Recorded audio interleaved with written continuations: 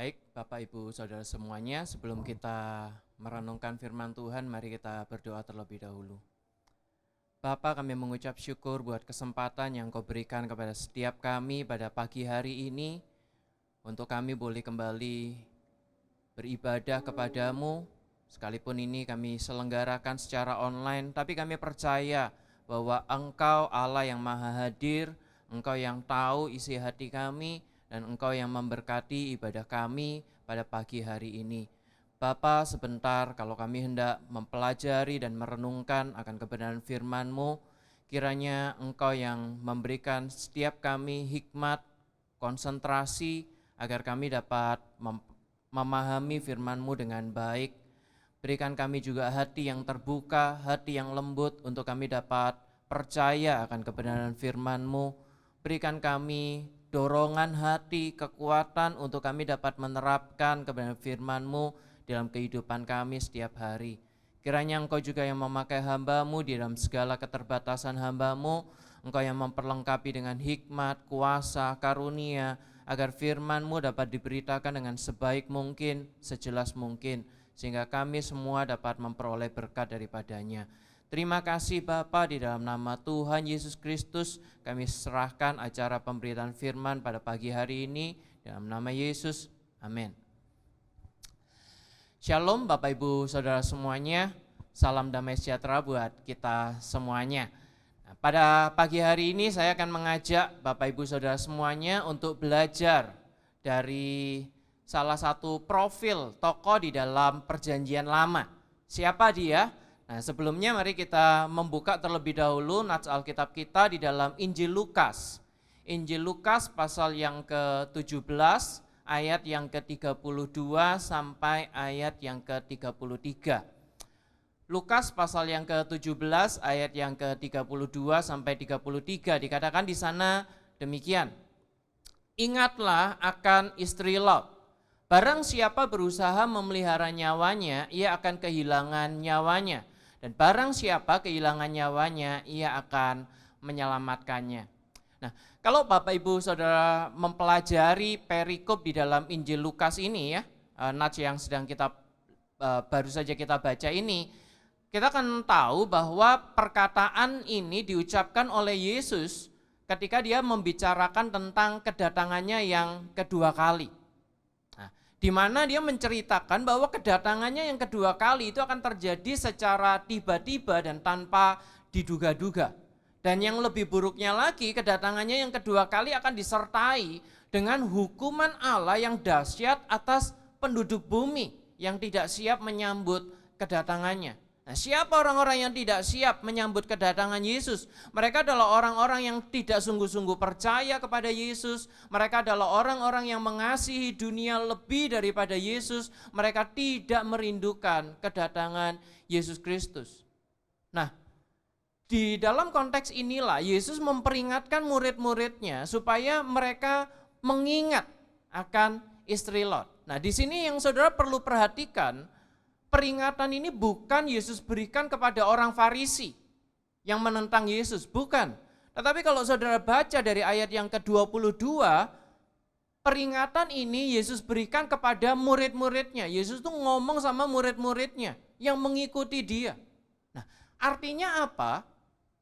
Artinya di sini Yesus tahu bahwa di antara orang-orang yang mengikuti dia, ada orang-orang yang tidak sungguh-sungguh percaya kepada Yesus. Mungkin secara lahiriah mereka mengikuti Yesus, tetapi hati mereka tidak sungguh-sungguh percaya kepada Yesus. Hati mereka tidak sungguh-sungguh mengasihi Yesus. Nah, kepada orang-orang inilah Yesus memperingatkan supaya mereka mengingat istri Lot. Dan itulah yang akan kita lakukan pada pagi hari ini. Kita akan mengingat kisah dari istri Lot dan kita akan menarik pelajaran dari istri Lot ini. Nah, secara garis besar ada dua hal yang akan saya bahas di dalam khotbah pagi hari ini. Yang pertama adalah potensi religius yang dimiliki oleh istri Lot, dan yang kedua adalah dosa yang diperbuat istri Lot yang mendatangkan hukuman Allah atasnya. Kita masuk di dalam bagian pertama pembahasan kita, potensi religius yang dimiliki oleh istri Lot. Nah, cuma sebelumnya kalau saudara sambil buka Alkitab gitu ya di rumah, saudara bisa baca dari Kejadian pasal yang ke-19. Di sanalah diceritakan bagaimana kisah dari istri Lot. Nah, di sini salah satu konteks historis yang perlu kita pahami adalah begini. Pada masa itu, pada masa Abraham hidup, pengenalan akan Allah itu sebenarnya adalah sesuatu yang sangat langka. Ya, sangat langka. Kenapa? Karena pada waktu itu tidak ada kitab suci. Seperti sekarang kita punya kitab suci. Waktu itu juga tidak ada gereja, komunitas orang percaya, tidak ada. Waktu itu tidak ada pendeta, tidak ada nabi. Dan kurang lebih 350 tahun sejak peristiwa air bah, Allah itu tidak berfirman apa-apa kepada umat manusia. Tidak ada nabi. Ada waktu yang kosong waktu itu setelah zaman Nuh, lalu sampai di zaman Abraham ini. Itu masa kekosongan, kurang lebih 350 tahun. Karena itu sebenarnya tidak mengherankan kalau pada waktu itu penduduk bumi itu semuanya berada di dalam kegelapan secara rohani. Mereka hidup di dalam penyembahan berhala, mereka hidup di dalam takhayul, mereka hidup di dalam dosa. Hanya kepada Abraham dan keluarganya pada waktu itu Allah berbelas kasihan. Allah memberikan kasih karunia-Nya. Allah menyatakan dirinya. Sehingga Abraham dan keluarganya dapat mengenal Allah. Nah, di tengah-tengah keadaan dunia yang seperti itulah istri Lot ini hidup. Nah, tetapi berbeda dengan mayoritas penduduk bumi pada waktu itu, istri Lot ini memiliki kelebihan. Istri Lot ada di dalam keadaan yang jauh lebih baik. Setidaknya ada 3 hal yang membuat istri Lot ini punya kesempatan untuk mengenal dan percaya kepada Allah yang benar. Yang pertama, dia bersuamikan orang beriman. Kita tidak tahu istri Lot itu siapa namanya, tidak disebutkan siapa namanya ya. Nah, kita juga tidak tahu dia dari mana asalnya. Apakah dia dari keturunan Ibrani? Apakah dia dari bangsa Sodom? Kita tidak tahu. Kapan Lot menikahi istrinya ini? Kita juga nggak tahu kapan. Tapi yang jelas yang kita tahu ketika kisah di Kejadian 19 ini diceritakan, istri Lot itu sudah menikah dengan Lot ini sudah bertahun-tahun. Kenapa? Karena mereka sudah punya anak 2 gitu ya, dan sudah dewasa. Artinya sudah cukup lama istri Lot menikah dengan Lot. Dan di masa bertahun-tahun itu tentunya istri Lot ini mengenal siapa Allah yang dipercaya oleh Lot. Karena bagaimanapun juga sekalipun Lot ini punya cacat-cacat secara rohani, tetapi surat 2 Petrus pasal yang kedua ayat yang ke-7 dan ke-8 menyatakan bahwa Lot tetap adalah orang yang benar, yang hatinya itu tertekan mendapati kejahatan orang-orang di Sodom. Nah, tentunya sebagai istri Lot, wanita ini mesti tahu keluhan hati Lot, doa-doa Lot kepada Allah, dan itu membuka kesempatan baginya untuk mengenal Allah yang benar yang dipercaya oleh Lot. Ini potensi yang pertama, kelebihan yang pertama yang dimiliki oleh istri Lot. Dia bersuamikan orang beriman. Yang kedua, dia telah mengalami pertolongan Allah di dalam hidupnya. Di dalam kitab Kejadian pasal yang ke-14 diceritakan bahwa Kedorlaomer dan sekutunya itu menyerang bangsa Sodom dan sekutunya dan berhasil mengalahkan. Dan kemudian menawan para penduduk Sodom. Di antaranya adalah Lot dan keluarganya. Nah, saat itu Abraham datang. Kemudian mengalahkan Kedorlaomer dan menyelamatkan Lot beserta keluarganya ini. Dengan hanya 318 orang pasukan saja. Nah, ini kan luar biasa. Kedorlaomer, pasukan yang besar, berhasil mengalahkan pasukan Sodom yang juga pasti jumlahnya juga ratusan ribuan bahkan. Tapi Abraham bisa mengalahkan hanya dengan 318 orang pasukan saja. Kalau ini bukan karena penyertaan dan pertolongan Allah, ini tidak mungkin terjadi. Karena itu Abraham yang menyadari hal itu. Abraham kemudian mempersembahkan 1/10 dari jarahan perangnya itu kepada Allah sebagai tanda kesadarannya, sebagai tanda ucapan syukurnya bahwa semua itu terjadi karena pertolongan Allah. Nah, di tengah-tengah kejadian itu ada istri Lot yang mengalami sendiri pertolongan Allah, yang melihat bagaimana Abraham mempersembahkan 1/10 dari jarahan perangnya itu. Dan sekali lagi semuanya ini membuka kesempatan bagi istri Lot untuk memikirkan siapa sebenarnya Allahnya Abraham, siapa sebenarnya Allahnya Lot yang sudah menyelamatkan dia dari tawanan Kedorlaomer. Yang kedua, dia sudah mengalami pertolongan Allah. Yang ketiga, kelebihan yang dimiliki oleh istri Lot adalah dia telah mendengar peringatan malaikat Tuhan. Ketika malaikat Tuhan datang, 2 orang malaikat datang ke rumah Lot, kemudian memberitahukan kepada Lot bahwa Allah akan menghancurkan, menghukum, memusnahkan Sodom dan Gomora. Istri Lot pasti ada di sana kan, karena ini menyampaikannya di rumah Lot. Pasti ada istri Lot, pasti dengar, pasti tahu itu.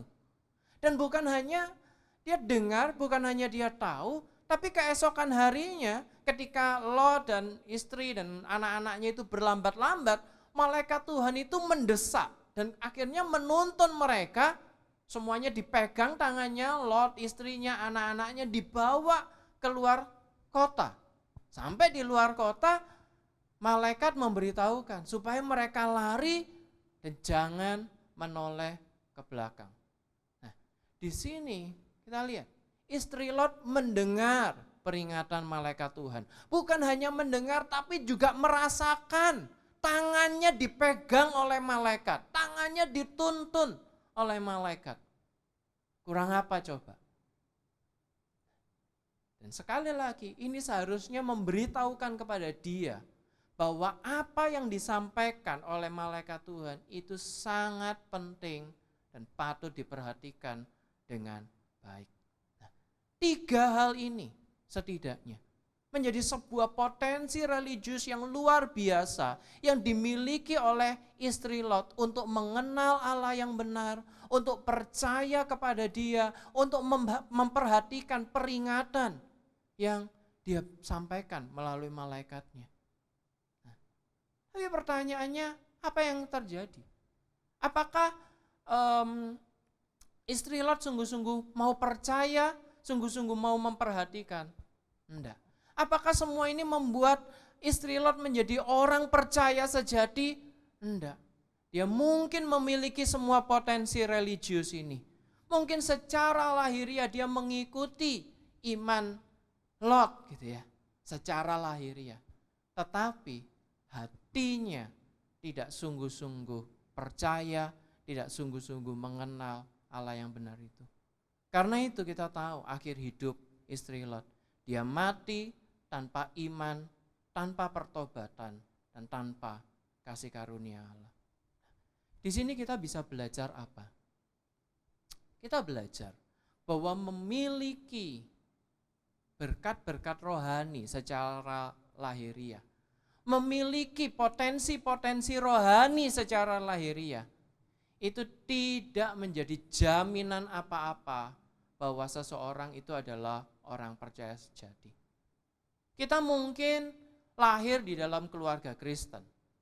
Bukan hanya itu, kita mungkin menjadi anggota gereja. Wah, lebih baik lagi kita rajin beribadah, kita terlibat di dalam pelayanan.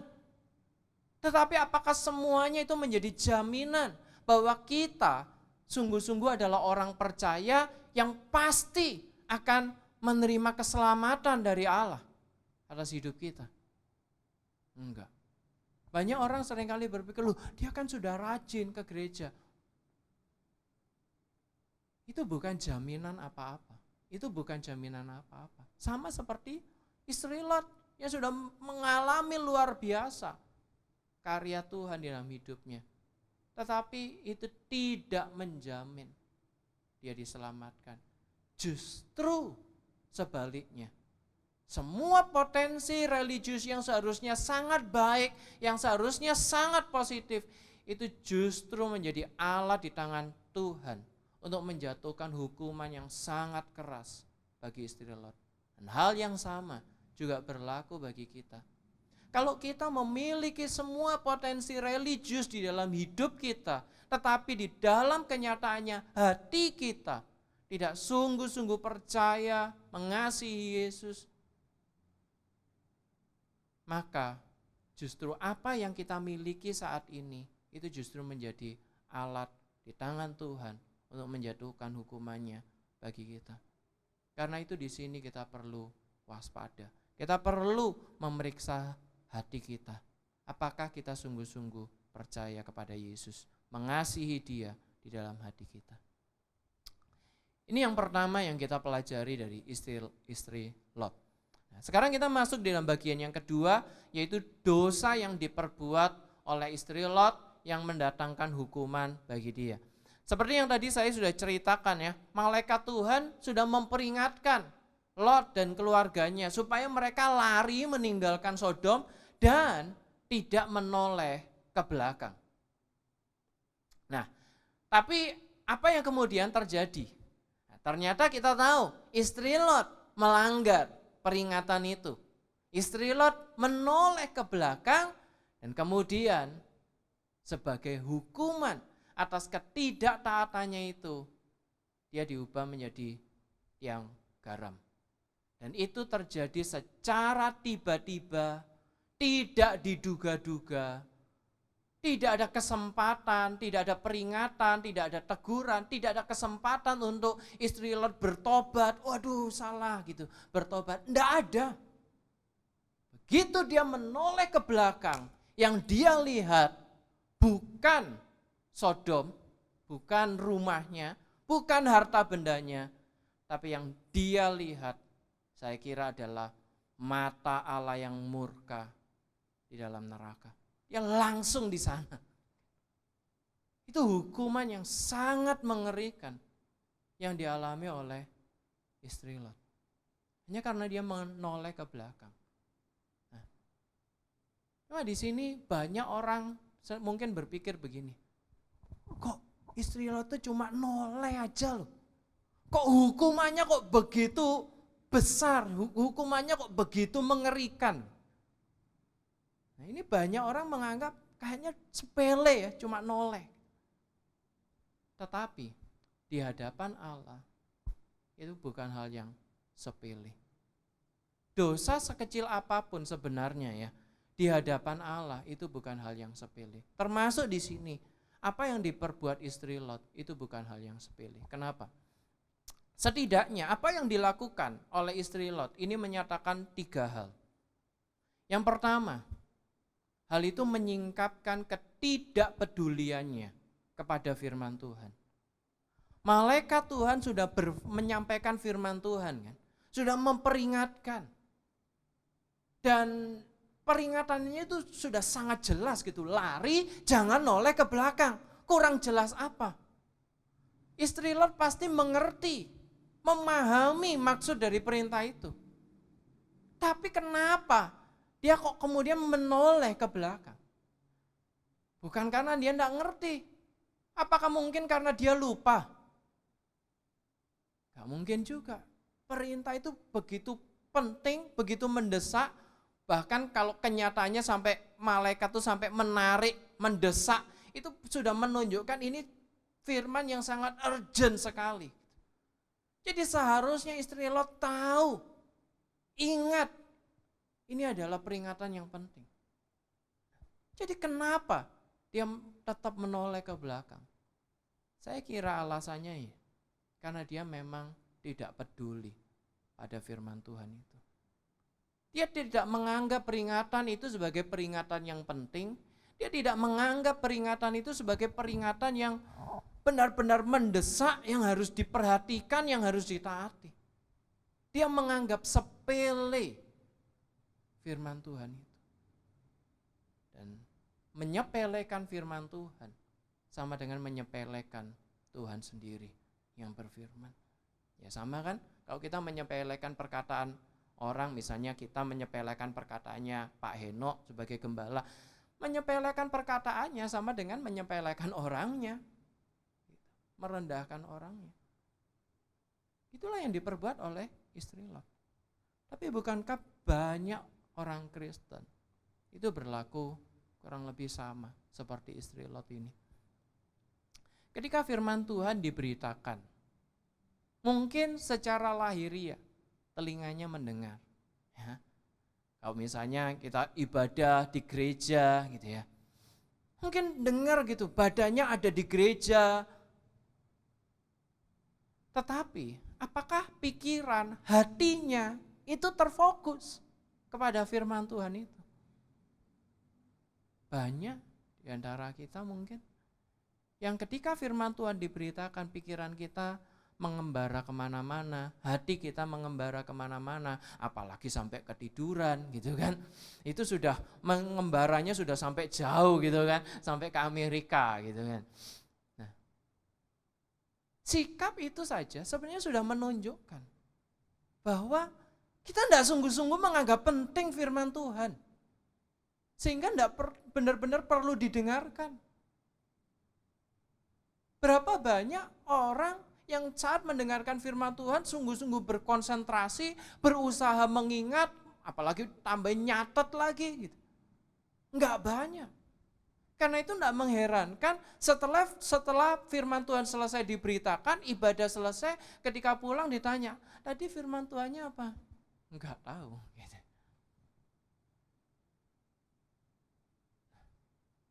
Kalau kita punya sikap yang seperti ini, hati-hati. Kita kurang lebih sama dengan istri Lot. Dan tentu saja ini menjadi sebuah peringatan. Hukuman yang diterima istri Lot itu juga akan kita terima.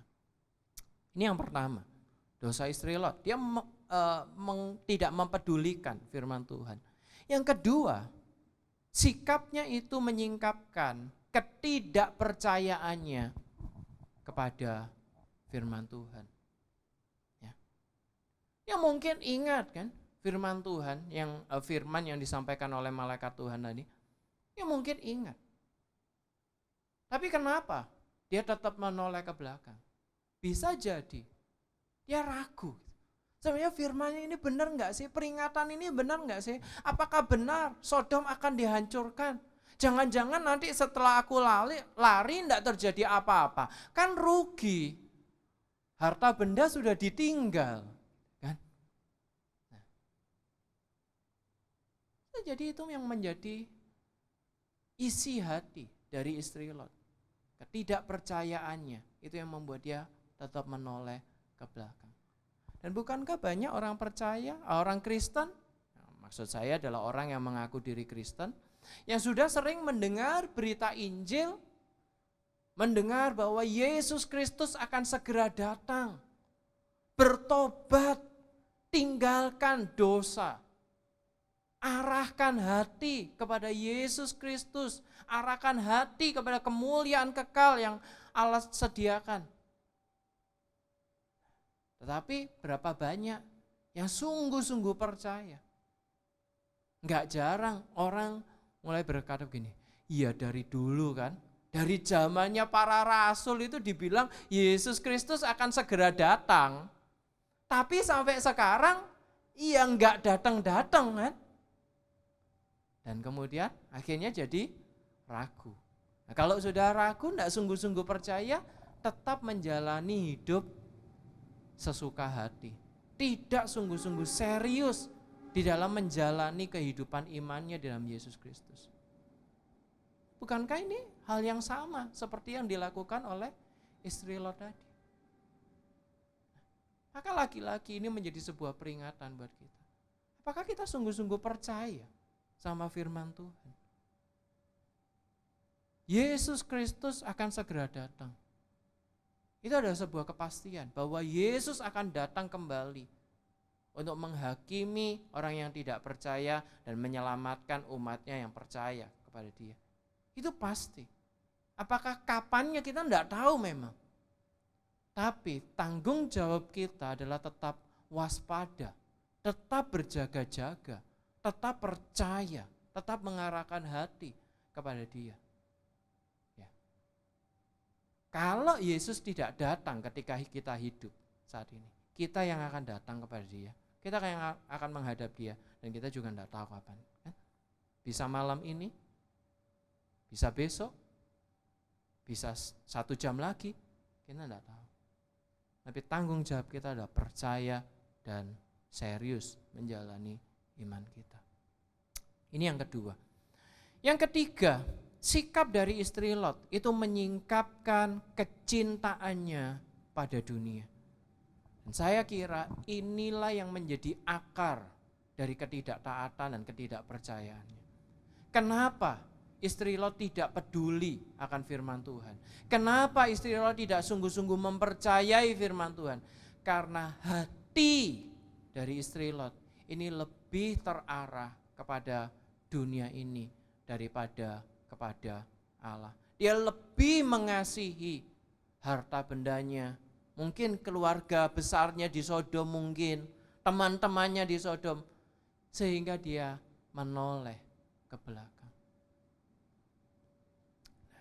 Berapa banyak dari kita, sekalipun kita mungkin secara lahiriah mengikut Yesus menjadi orang Kristen, tetapi hati kita tidak sungguh-sungguh mengarah kepada Yesus.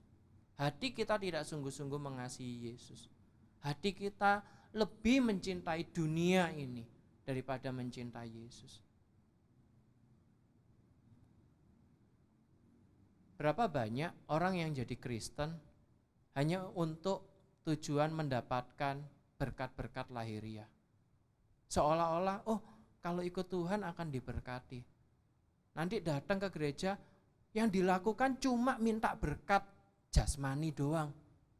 Enggak salah, minta berkat jasmani itu enggak salah ya. Tapi kalau hanya itu saja, itu yang jadi salah. Akhirnya bukannya menyembah Allah, tetapi justru memperalat Allah untuk menjadi alat untuk memuaskan keinginan hatinya. Itu yang dilakukan banyak orang. Apakah kita termasuk di antara orang-orang yang seperti itu? Di sini kita perlu memeriksa hati kita. Nah, inilah 3 hal yang disingkapkan melalui tindakan sikap istri Lot yang menoleh ke belakang. Itu menyingkapkan ketidakpeduliannya pada firman Tuhan, menyingkapkan ketidakpercayaannya kepada Tuhan, dan juga menyingkapkan kecintaan hatinya pada dunia ini. Di sini kita perlu memperhatikan, istri Lot itu bukan pembunuh, bukan pejinah, bukan pencuri, bukan pendusta. Justru sebaliknya, secara lahiriah dia punya potensi religius yang luar biasa. Tetapi itu semua tidak menjamin apa-apa. Allah melihat hatinya yang mengasihi dunia, yang tidak percaya dan yang tidak peduli kepada Dia. Karena itu Allah menghukum dia. Ini yang seharusnya menjadi peringatan bagi kita semua. Mari setelah kita belajar dari kisah istri Lot ini, mari kita mengintrospeksi diri kita masing-masing. Mari kita mewaspadai diri kita sendiri. Apakah hati kita sungguh-sungguh mengasihi Yesus? Apakah hati kita sungguh-sungguh mempercayai Dia? Atau jangan-jangan semuanya hanya kepalsuan lahiriah saja. Nah, di sini kita perlu mengingat istri Lot. Di sini kita perlu mengingat juga peringatan Yesus, perkataan Yesus di dalam Injil Lukas pasal yang ke-9 ayat yang ke-62. Yesus berkata, setiap orang yang siap untuk membajak tetapi menoleh ke belakang, ia tidak layak untuk kerajaan Allah. Karena itu jangan kita menoleh ke belakang. Jangan kita mengarahkan pandang kita kepada dunia, tetapi mari kita mengarahkan pandang kita ke depan, kepada kemuliaan kekal yang Allah janjikan, kepada Yesus Kristus, Tuhan dan Juru Selamat hidup kita. Sekali lagi, ingatlah istri Lot. Kiranya Tuhan memberkati kita semuanya. Mari kita berdoa. Bapa, kami mengucap syukur buat kesempatan pagi hari ini, di mana Engkau memberikan kami sekali lagi kesempatan untuk mendengar firman-Mu, untuk mendengar kembali peringatan-Mu, supaya kami tidak bermain-main dengan iman kami, tidak bermain-main dengan kehidupan kami. Biarlah kami sungguh-sungguh memeriksa diri kami masing-masing. Apakah kami sungguh-sungguh mengasihi Engkau? Apakah kami sungguh-sungguh mempercayai Engkau dengan segenap hati kami? Biarlah kami tidak mengulang kesalahan, dosa yang diperbuat oleh istri Lot. Tapi sebaliknya, biarlah ketika Engkau datang kembali untuk yang kedua kalinya, Engkau mendapati kami adalah hamba-hamba yang setia, hamba-hamba yang taat, hamba-hamba yang berkenan kepadamu. Kiranya Engkau memberkati kami semua, jemaat GBI Kapasari, biarlah melalui kehidupan kami, nama-Mu senantiasa dipermuliakan. Dalam nama Tuhan Yesus Kristus kami berdoa. Amin.